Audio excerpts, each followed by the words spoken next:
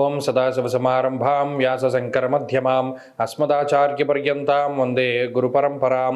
జ్యోతిషశాస్త్రాన్ని భావితరాల వారికి ప్రసాదించిన ఋషుల యొక్క పాదపద్మాలకి నమస్కారం చేసుకుంటూ, అలాగే నాకు ఈ జ్యోతిష విద్యను నేర్పిన గురువర్యులు జ్యోతిష బ్రహ్మ కీర్తిశేషులు శ్రీ ఈరంకి సూర్యనారాయణమూర్తి గారు, సూర్యశ్రీ దైవజ్ఞ గారి యొక్క పాదపద్మాలకి నమస్కారం చేసుకుంటూ, ఓం శ్రీ మహాగణాధిపతి నమః, శ్రీ గురుభ్యో నమః, హరి ఓం.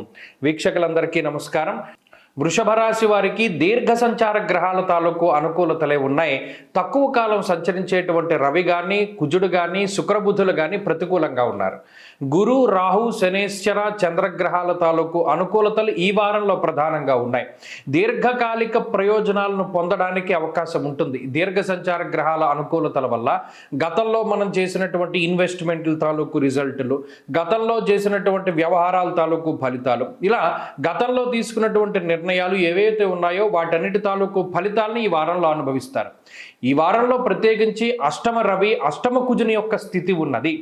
దుర్దోష శత్రు సంవాద గమనం వ్యధ, ఎందుకు ఉపయోగకరము కానటువంటి ప్రయాణాలు, దేనికి అవసరం లేనటువంటి తగువులు, ఇటువంటివి ఎక్కువగా వస్తూ ఉంటాయి. బుర్రంతా కూడా అదో రకంగా మారిపోతూ ఉంటుంది. ఎందుకు? మనకి ఇందులో ఇన్వాల్వ్మెంట్ లేదు, కానీ మనల్ని పిలిచి ఇందులో మనల్ని అవమానించారు, లేదా అసలు ఈ ప్రయాణం నాకు అనవసరమైనటువంటిది కానీ చేయవలసి వచ్చింది, దీనివల్ల డబ్బు ఖర్చు, శ్రమ, అలాగే శారీరకమైనటువంటి అలసట, లేదా ఇంకా అనేక రకాల ఇబ్బందులు వచ్చాయి అనేటువంటి భావన కలుగుతుంది. అంటే ఈ ప్రయాణం మనకు వ్యర్థము అనేటువంటి ఆలోచన ఎక్కువగా ఉంటుంది. అలాగే అష్టమంలో ఉండేటువంటి కుజుడే సంపాదించినటువంటి ధనాన్ని తీసుకుపోయి రుణాలు తీర్చడానికి ఎక్కువగా ఉపకరిస్తూ ఉంటారు. స్థాననాశం రుణచ్ఛేద అష్టమస్తే ధరాసుతే అన్నది శాస్త్రం.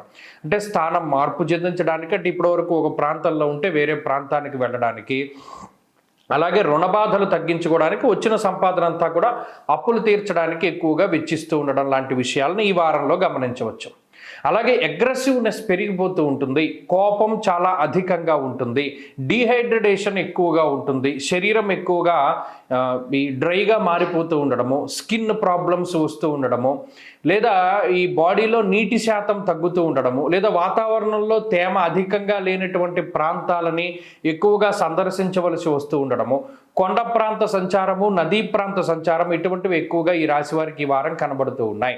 కాబట్టి విందు విహారయాత్రలకి అవకాశం ఉంటుంది. బంధుమిత్రులతోటి కాలాన్ని గడుపుతారు.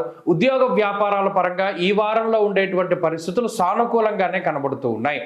ఎక్కువగా తగువులకి వెళ్ళకండి. ఏదైనా ఒక విషయం వచ్చినప్పుడు చర్చల ద్వారానే దాన్ని సమసిపోయే విధంగా ముందుకు తీసుకెళ్తూ ఉండండి. పెంచుకునే ప్రయత్నం చేయొద్దు. జీవిత భాగస్వామితో ఉండేటువంటి విషయాలు, కుటుంబ సభ్యులతో కానీ చాలా సెన్సిటివ్ మ్యాటర్స్ మాట్లాడవలసి వస్తుంది. చాలా తెలివితోటి, మరీ ముఖ్యంగా స్పృహతోటి మాట్లాడుతూ ఉండండి. వృషభ రాశి వారి వారంలో మరింత అనుకూలమైనటువంటి ఫలితాలను సాధించడానికై అష్టమ రవి యొక్క దోష నివారణ కోసమై ఆదిత్య హృదయాన్ని ప్రతినిత్యం పారాయణ చేస్తూ ఉండడం చెప్పదగినటువంటి సూచన. ఈ వారంలో కలిసి వచ్చేటువంటి రోజు శనివారంగా చెప్పవచ్చును. అదృష్ట సంఖ్య 4, అదృష్ట వర్ణము నీలము. తదుపరి మిథున రాశి.